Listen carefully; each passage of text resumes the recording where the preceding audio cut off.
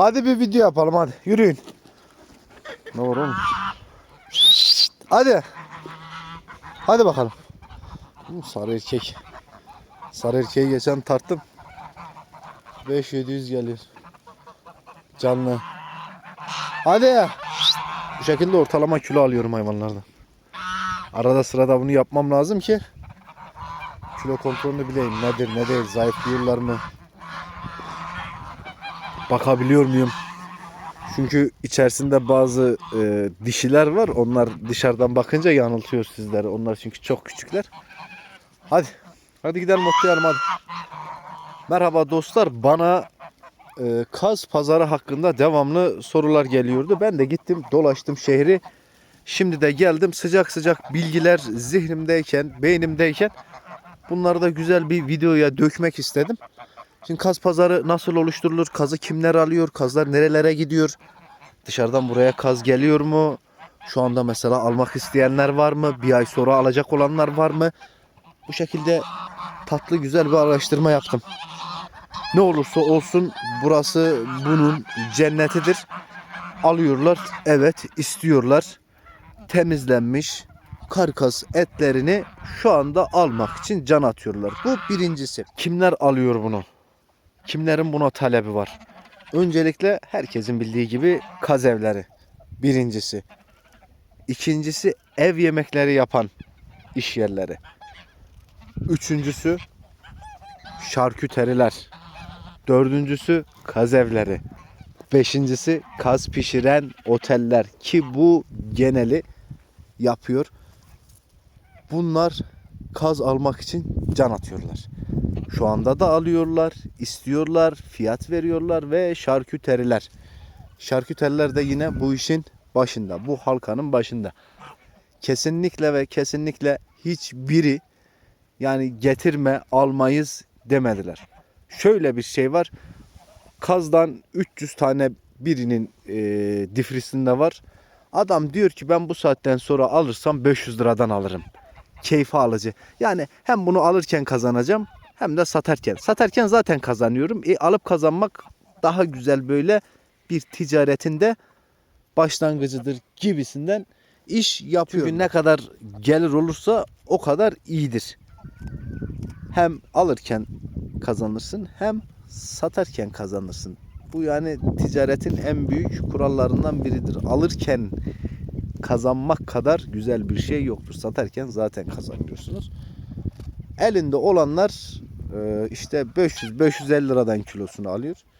Elinde olmayanlar yine 550-600 liradan. Şimdi bunların 650 liraya kadar çıkanı var. Sebepleri, nedenleri nelerdir? Bunları ben size biraz bilgiler ben de tazeyken bahis edeyim. Siz de bilin. Birincisi şarküterler. Bu adamlar 600 lira ile 650 lirası arasında kaz alıyorlar. Herhangi bir kilo sınırı yok. Karkas olarak bu 4 kiloda gitse, 3 kiloda gitse 2 kiloya kadar alıyoruz dediler. Bu birincisi. Başını alıyorlar, ayağını alıyorlar, boynunu alıyorlar.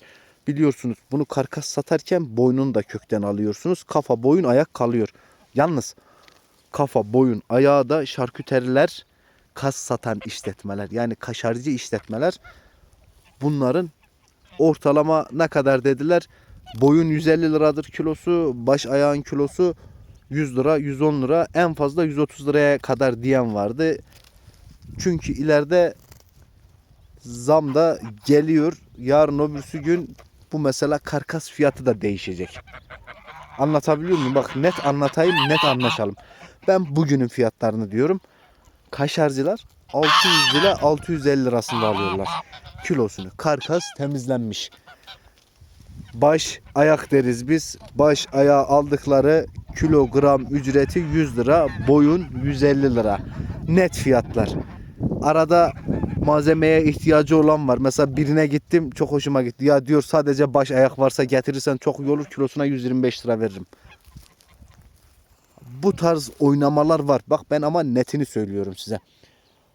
İkincisi oteller 500-550 lira arasında. Oteller, kaz evleri aynı fiyatla alıyor. Ve restoranlar. Bunlar anlaşmış gibiler biraz. Ama en önemli olanı bir kazın temizlenmiş pırıl pırıl karkas kilosu 2,2 kilogram maksimum olması lazım. Bir kazı bana anlattıklarına göre 4'e bölüyorlar. Tamam mı? Eşit 4 parçaya bölüyorlar. Her bir parçasını bir müşteriye satıyorlar. Anlatabiliyor muyum? Yani 2 kiloluk bir kazda bir müşterinin önüne 500 gram et koymuyorlar. O 500 gramlık et piştiğinde 250-300 grama düşüyor ve makul bir gramajda onu sunuyorlar. Oteller, kazevleri, restoranlar. Bunlara kaz gidecekse baş, ayak, boyun, herhangi bir iç sakatat gitmiyor. Sadece boyunun kökünden kesilmiş, temizlenmiş kaz bedeni. Maksimum 2,2 kilogram, minimum 1,900. 1 kilo 900 gram yani 1900 gram. Burada alım kotası iki türlü. Bir taraf kilo sadece beden, diğer taraf isterse 6 kilo olsun 5 kilo olsun. Şu anda burada Kars'ta çok istenilen bir şey var, baş, ayak ve boyun. Bunları da burada çok sevenler var. Yapmak isteyenler varsa aslında burada gelip ben mesela sizin için yalan konuşamam. 10 dükkan 12 dükkan gezdim, burayı bırakamam. Bura bensiz çok kötü bir yer haline gelir, tamam mı? Ben olmasam burada eşleşmek istiyor. Elimdeki dişi tuttu. Ayağımda bilezik var, görebiliyorum. O dişi o erkek eşlemek istiyor. Yani artık havalar da böyle gittikçe, güzel gittikçe. Bu arada havalar demişken size de güzel bir sürprizim var. Bunu anlatayım. Öyle oraya geçelim. Buraya bir gelin. Ben sizin için 3-5 dükkan gezdim inanın. Ya da 10 dükkan. Kaç tane? 3 tane otel gezdim. 3 tane dükkan, 3 tane kaşarcı. İşte 10-12 tane yer gezdim ben size. Birkaçını da hatta telefonla aradım. Araştırmak istiyorsanız burada yüzlerce kaşarcı var. Yüzlerce işletme var. Restoran var. Kazevleri var. Burada alım çok büyük. Burada güzel bir talep var. Korkmayın, yapacaklar için diyorum. Bu işe koşturacaklar için diyorum. Adetinizi belirleyin, yapın. Her şeyden önce, ama her şeyden önce, yani yapmadan dahi önce buraya gelin. Burada bir gezin, bir dolaşın. Bir kaz yiyin ya, hiç olmasa yani böyle bir işletmeye bir gidin. 3 tane, 5 tane, 10 tane. Benim gibi. Ben de sizin için gittim, gezdim. Yani ben biliyorum zaten bunun fiyatının 550-650 lira arası olduğunu.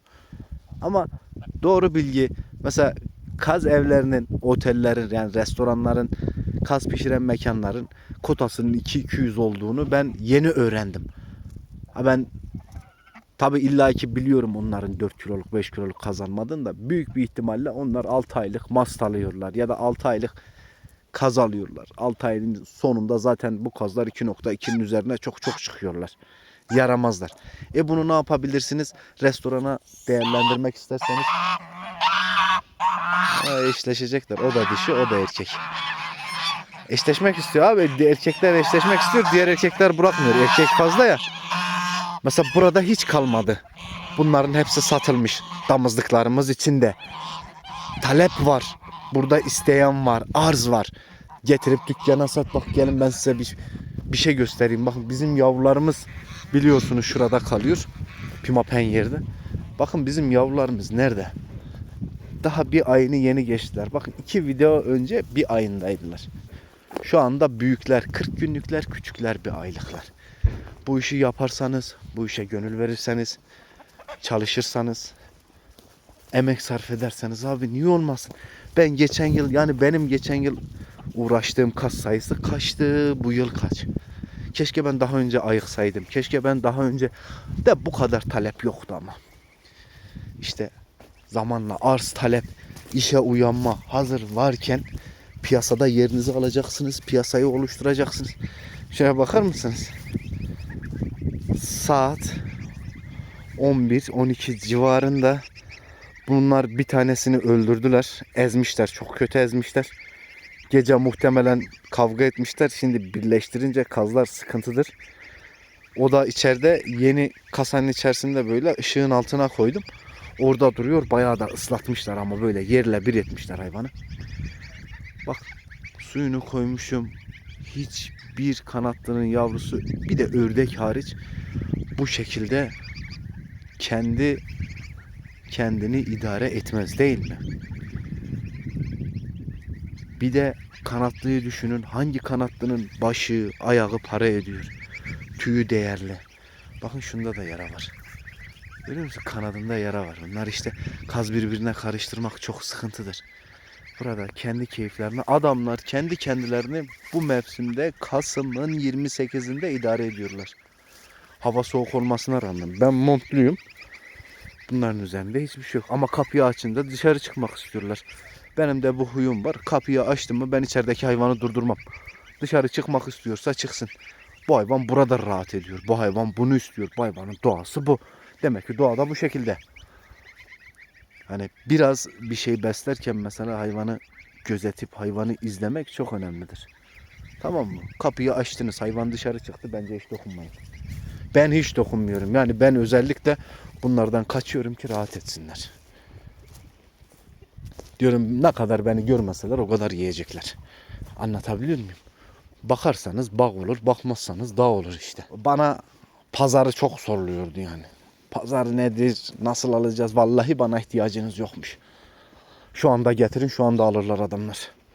Adamlar istiyorlar. Yani diyorlar ki hayvan olsun yeterli. Hiçbir şeye de ihtiyacınız yok. Hiçbir kimseye de muhtaç değilsiniz. Ben de zaten öyle bir şeye ön ayak olsaydım rahatsız olurum.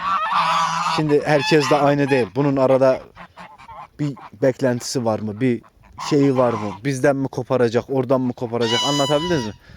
Ben de insanım da yani en azından yine gittim dürüstçe bir şekilde sizin için araştırdım, baktım, sordum. Tamam mı? Bu kafası sarı erkek var ya, ona da aşığım, yemin ederim var ya, çok böyle çok tatlı. Onu da böyle damızlık saklamak istiyorum ama sıfıra sıfır satmışım yani, hiç şey ekstra fazla bir şey kalmadı. Bir tane kendime kaldı buradan. Yani bunlar gitmiş olsa ben bir posta daha bulurum ha. Burada benim kendi damızlığım olmasa, damızlığıma hastalık bulaşma riski olmasa, ben bunların yine bir tayfasını şey yaparım. Yani sattıktan sonra gidip yine almıştım. İçine karıştırmamak şartıyla ama. Anlatabildim mi bilmiyorum. Yani bunların hepsini gönderseydim, eğer damızlığım burada olmasaydı, ben bir tur daha satmıştım şimdiye kadar. Ben satarım. Çünkü beni limon tezgahının başına koy, ben yine ertesi gün 4 kasa limon alır, 4 kasa limon satarım. Yani ben bu iş için herkese soruyorum. Yoldan gördüğüm, tanıdığıma bile diyorum ki kaz aldın mı, alacağım mı? Bizden al abi, otlama kaz var, orijinal kaz var. Ne gidiyorsun sağa sola diyorum. İşte ne kadar istiyorsan o kadar satarsın. Ben güya kendime 4 tane ayıracaktım, bir tane ayırdım. Bir baktım ki yani herkesi not ediyordum. Sevdiğim insanlara gidiyordum, not ediyorum 3, 5, 3, 4, 5, 2 diye. Abi arkamı bir döndüm, bir tane kalmış. Yani kendime de bir tane sakladım mecbur. Çok sevdiğim insanlar var, kıyamadığım. Bunları da niye bekletiyorum söyleyeyim size. Bizde gelenektir. Yani biz bunları mesela eş, dost, yakın arkadaşlarla falan yiyoruz. Onlara satıyoruz. Şimdi şöyle bir şey var burada. Yere kar yağacak, kar yere oturacak. Hayvan karın üstüne oturacak. Tamam mı? Hayvan o kardan beslenecek. 1-2 gün, fazla değil. Eti yani böyle aslında burada gelenektir. Tamam mı? Kars'ın geleneğidir. Yani herkes mesela şu anda para için kesiyor, bir gelir için kesiyor. Doğrudur. İnsanlar sıkışık olabilir. Sorunlu vakitler geçiriyor olabilir. Ben de şu anda mesela sorunlu bir vakit zamanının içerisindeyim. Ben de darlıkların içerisindeyim. Darlık yaşıyorum, darlık geçiriyorum ama bu hiç umurumda değil. Biz yine geleneği bozmuyoruz. Buranın 11'e 3'tü herhalde erkeğimiz. 11'e 3 kalacak. Yani 14 tane kalacak. Geri hepsi kesilecek işte. Ama kar yağdıktan sonra biz yani mecbur karı bekleyeceğiz. Bunlar zaten kıyamam. Bunların son videoları. Bazı kesimin son videosu bu. Bugün yarın da gelir artık. Ama güzel iş. İsteyen var. Buraya gelirseniz satacak yeriniz de var.